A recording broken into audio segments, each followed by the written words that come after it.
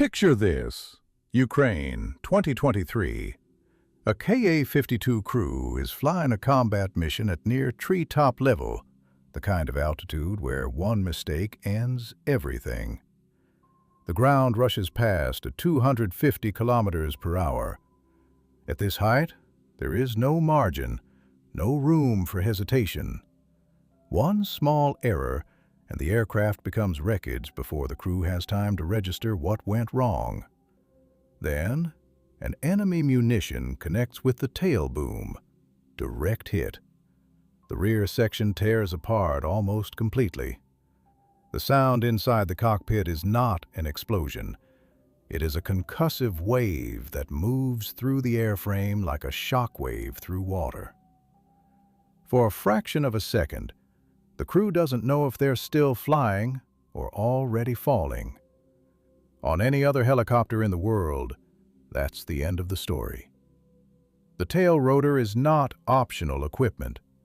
It is the fundamental mechanism that prevents the main rotor's torque from spinning the fuselage in the opposite direction. Without it, the machine becomes an unguided top, a 2,000 horsepower coffin falling from the sky. Every pilot knows this.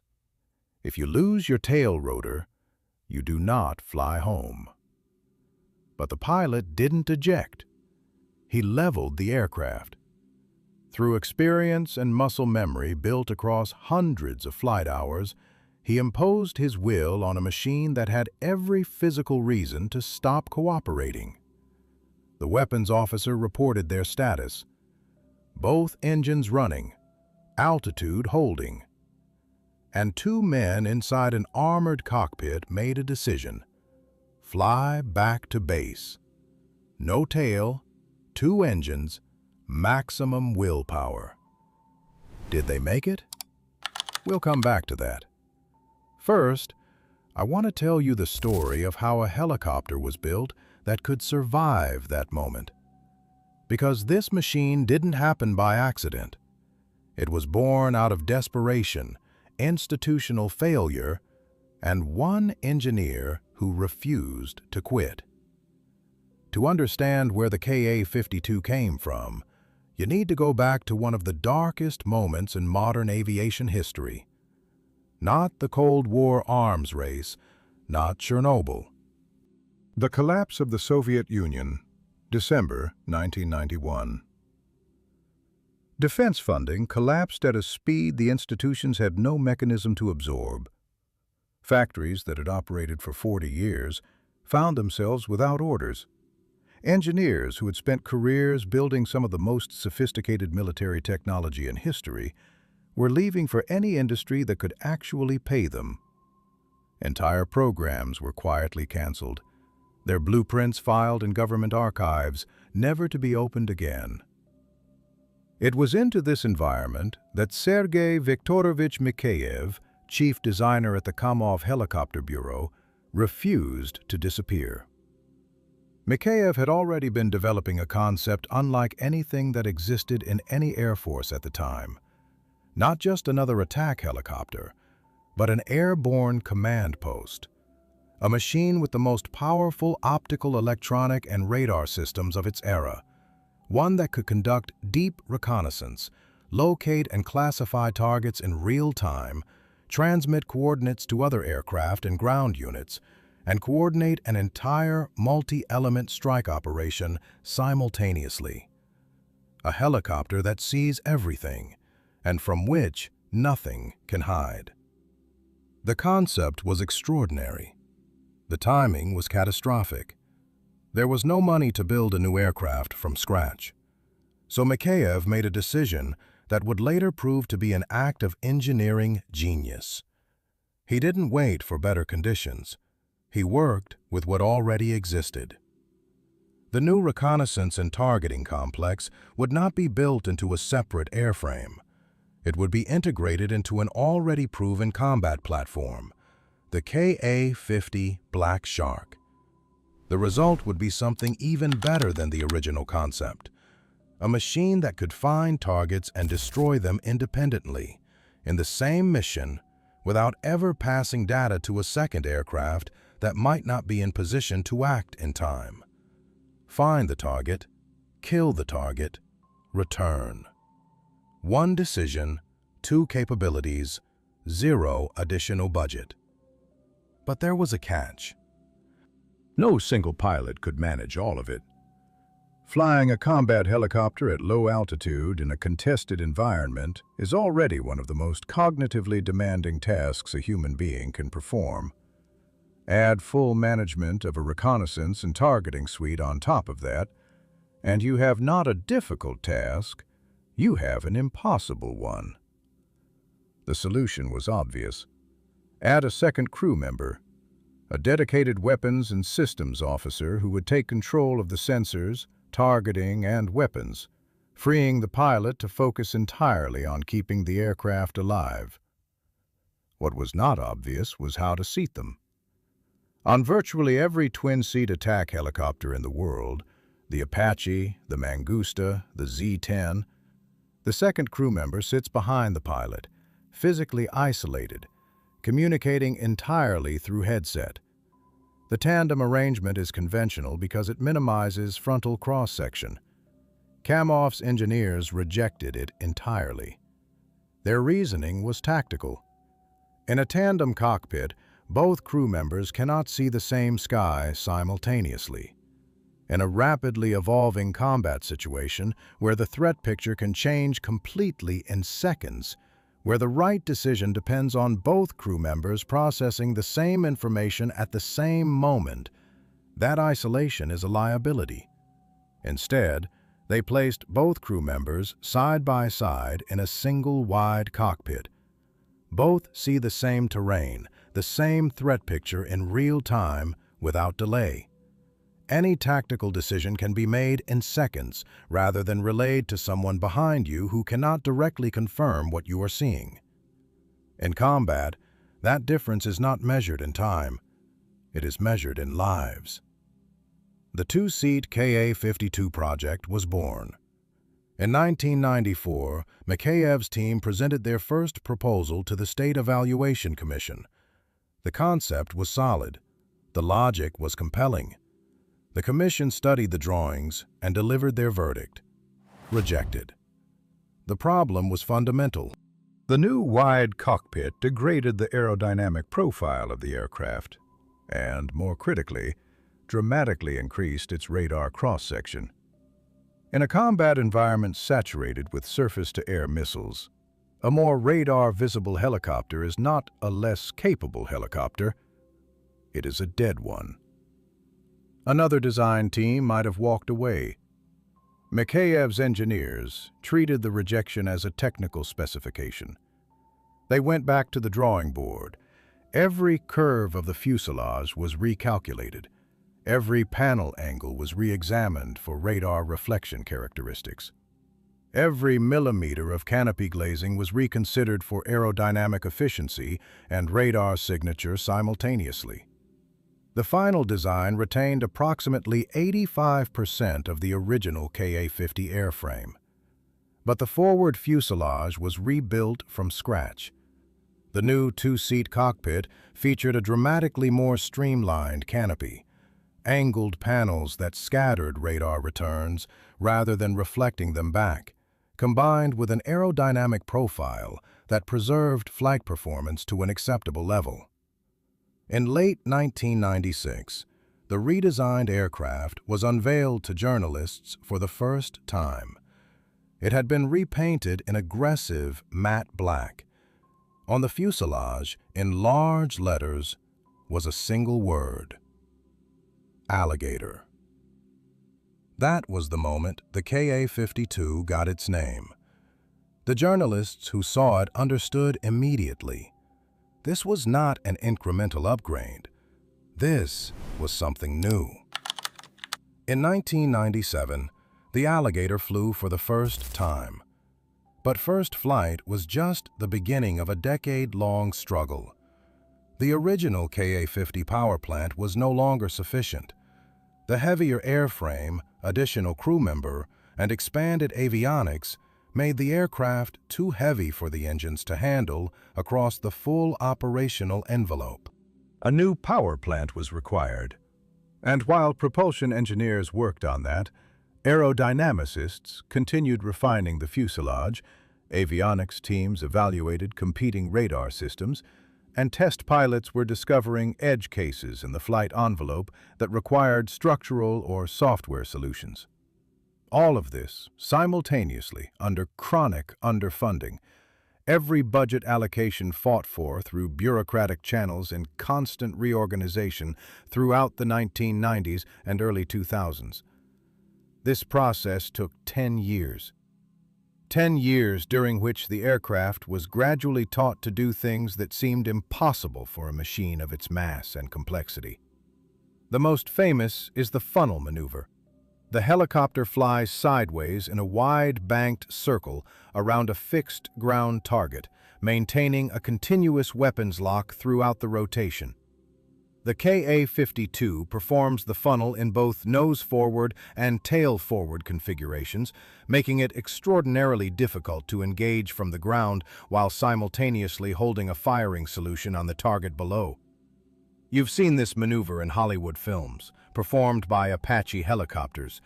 The Alligator does it better. The people who fly both aircraft know it. By 2006, the aircraft was ready for production. Serial manufacturing began in 2008. In 2011, the Ka-52 was formally adopted into the Russian Army. Initial contract for 146 aircraft, including 32 naval variants designated Ka-52K for shipboard operations. Nearly 20 years from first concept to frontline service. The machine that emerged was unlike anything else flying. So what exactly is the Ka-52, and why does it command the respect it does?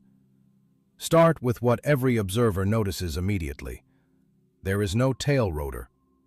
On almost every helicopter ever built, the tail rotor exists for one non-negotiable reason. The main rotor generates torque, a rotational force that would spin the fuselage in the opposite direction without correction. The tail rotor counteracts that torque, keeping the aircraft stable and directionally controllable. Without it, a conventional helicopter cannot fly. Kamov solved this with a coaxial dual rotor system. Two main rotors mounted one above the other, spinning in opposite directions. Their torques cancel each other precisely. No tail rotor needed. No tail rotor to be shot off. The engineering advantage extends further. On a conventional helicopter, the tail rotor consumes up to 15% of total engine output, constantly on every flight, just to keep the aircraft pointing in the right direction. Think of it as driving with the handbrake partially engaged at all times. 15% of your power doing nothing useful except preventing disaster. Kamov released that handbrake entirely. Every unit of power from both engines goes directly into lift, speed, and maneuver. Each of the two main rotors has a diameter of 14.5 meters. Together, they generate lift and agility that conventional rotor systems cannot match. The engines are two Kamov Vikhr 2500 turboshafts, each rated at 2,500 horsepower under normal conditions. The emergency single-engine rating, 2,700 horsepower. Enough to give the crew a fighting chance if one power plant is destroyed.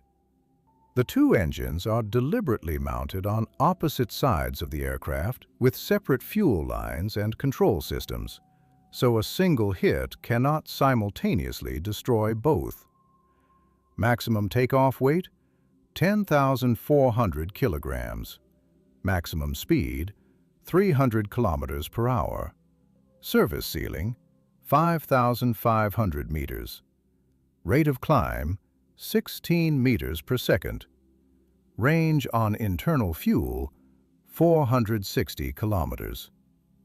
The crew protection philosophy is equally deliberate. Both occupants sit inside what engineers and crews call the titanium bathtub, a literal armored capsule of titanium alloy plates surrounding both sides, the floor, and the critical systems between them. Rated to stop 7.62 millimeter armor-piercing rounds at all angles and 12.7 millimeter rounds at the cockpit. The canopy glazing is ballistic rated. Critical hydraulic lines, fuel lines, and control runs are either duplicated, armored, or routed so a single hit cannot disable multiple functions simultaneously. And then there is the system that places the Ka-52 in a category no other production helicopter shares. Both crew members sit in K-37-800 rocket-assisted ejection seats. Helicopter ejection is a problem most manufacturers have never solved. The obstacle is geometrically obvious. Enormous rotor blades are spinning directly above the crew. On the Ka-52, a pyrotechnic system detonates precisely timed charges that sever the rotor blades before the ejection sequence fires, clearing the corridor above the cockpit in milliseconds. The seats fire in a staggered sequence. The system functions from ground level to 4,100 meters altitude, across the full speed range, and in significant bank and pitch attitudes. This system has been used in combat. It has returned crew members alive from aircraft that were otherwise unsurvivable. It is not a sales feature. It is a statement about what kind of machine this is, one that fights until it cannot, and then gets its crew out. The airframe keeps the crew alive. The electronics make the aircraft lethal at ranges that change the tactical equation entirely. The nose radome houses the Arbalete multi-mode fire control radar, simultaneous tracking of up to 20 targets, ground targets detected at 12 kilometers, airborne targets at 15 kilometers, incoming man-pads missiles, the shoulder-fired threats historically most dangerous to low-flying helicopters, detected at 5 kilometers. 5 kilometers sounds comfortable. At combat helicopter speeds and altitudes, it represents roughly 15 seconds of reaction time.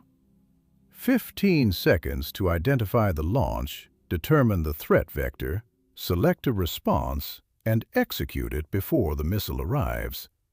That is not comfortable. It is survivable if the crew is trained and the decision is made immediately. Arbalete provides the data. The rest is crew skill. A turret-mounted electro-optical suite below the nose provides full day-night capability through thermal imaging and low-light television channels, gyroscopically stabilized against aircraft motion.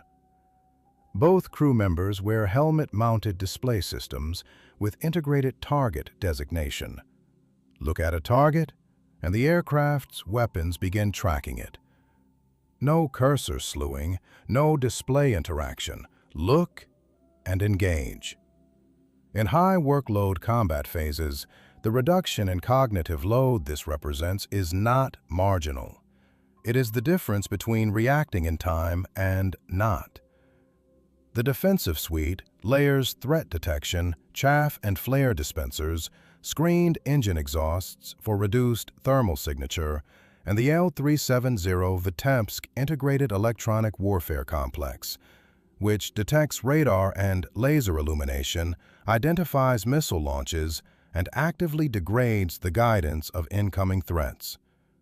Vitebsk creates an electronic envelope around the aircraft that substantially reduces the effectiveness of most systems it will encounter operationally. It does not make the aircraft invulnerable. Nothing does. It makes it substantially harder to kill than its size and altitude alone would suggest. What the Alligator carries offensively defines its position in the arsenal.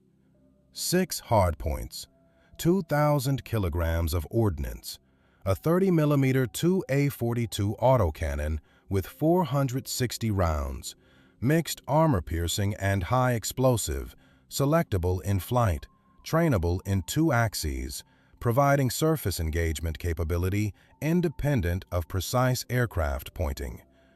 Ataka laser-guided anti-armor missiles reach to 8 kilometers. Vikhr high-velocity missiles, Mach 1.8, 900 mm penetration through reactive armor, are carried 8 at a time and are capable against both armor and low-speed aerial targets. For air defense at close range, the Igla V air-to-air missile reaches to 5 kilometers.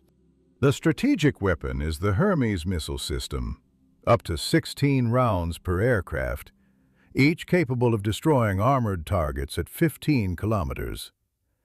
The helicopter fires from behind terrain cover. The missile navigates autonomously. The Ka-52 repositions before the warhead arrives. Survivable deep attack.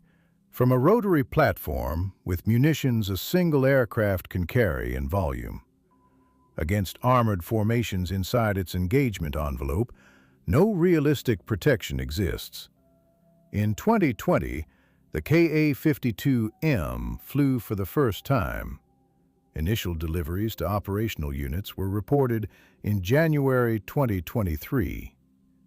The upgraded electro-optical suite substantially increases target acquisition range, pushing the engagement initiation point beyond the reach of most short-range air defense systems. The new digital gun drive reduces dispersion during on-the-move engagements, but the most significant change is the integration with unmanned systems.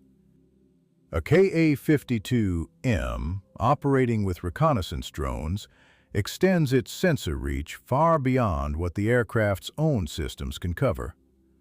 The helicopter remains in a safe orbit, receiving targeting data from unmanned assets forward of its position, and engages targets it has never directly observed, beyond line of sight, beyond the range at which it could acquire them independently, and often beyond the defended perimeter of the target's own air defense. This fundamentally changes what the aircraft is. It is no longer a manned platform that carries weapons and sensors. It is the command element of a combat system that includes both piloted and unpiloted components, managing a network that finds, fixes, and finishes targets with greater range and lower risk than any single platform approach could achieve. The Alligator is becoming the brain of a swarm. One honest caveat, because this aircraft deserves honest assessment. Under certain hover and low-speed conditions, specific combinations of rotor RPM, gross weight, and height above ground, the Ka-52 experiences significant resonant vibration. Not the normal operational vibration common to all rotary wing aircraft. Structural resonance, with amplitudes measured in centimeters, visible from outside the aircraft and felt clearly by the crew. The consequences are practical and expensive. Avionics and precision instruments experience accelerated fatigue. Guided munitions, particularly Vikhr missiles with precision guidance components, accumulate damage during extended on-station loiter. At $15 to $16 million per aircraft, the maintenance costs associated with vibration-induced degradation are not trivial. Whether the M variant has fully addressed this is not publicly confirmed. The engineering challenge is real. The aircraft continues to fly operationally while the solution develops. In a mature weapons program, this is normal. Known problems are managed while fixes are validated. The Ka-52 is not a perfect machine. No complex weapons system is. But perfection was never the standard it was built to meet. Which brings us back to where we started. Ukraine. 2 men. No tail. When they climbed out and looked at what remained of the rear section, What they saw was not luck. Luck is when the threat misses. This is what happens when the threat does not miss, and the aircraft survives anyway, because the people who designed it made a series of decisions that accumulated over decades into a philosophy. The coaxial rotor system meant there was no tail rotor to lose. The primary stabilization mechanism was located at the center of the aircraft, where no munition could remove it without destroying the entire machine. The separated twin engines meant the hit that destroyed the tail did not reach the power plants. Both engines kept running. The aircraft kept flying.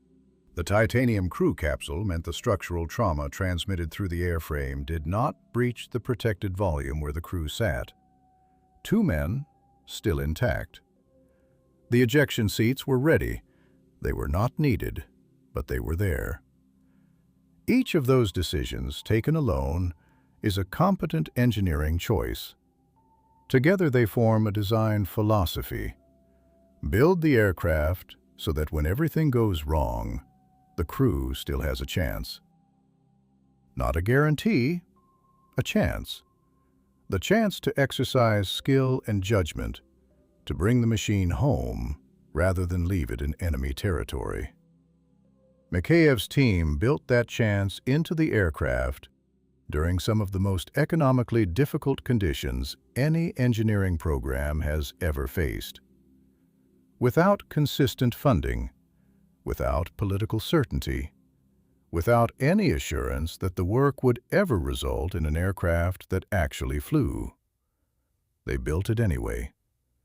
And in 2023, over a Ukrainian tree line, 2 crew members were still alive because of it. That is what flies today. If this story stayed with you, like the video, drop a comment with the aircraft you want covered next, and subscribe so you don't miss it when we do.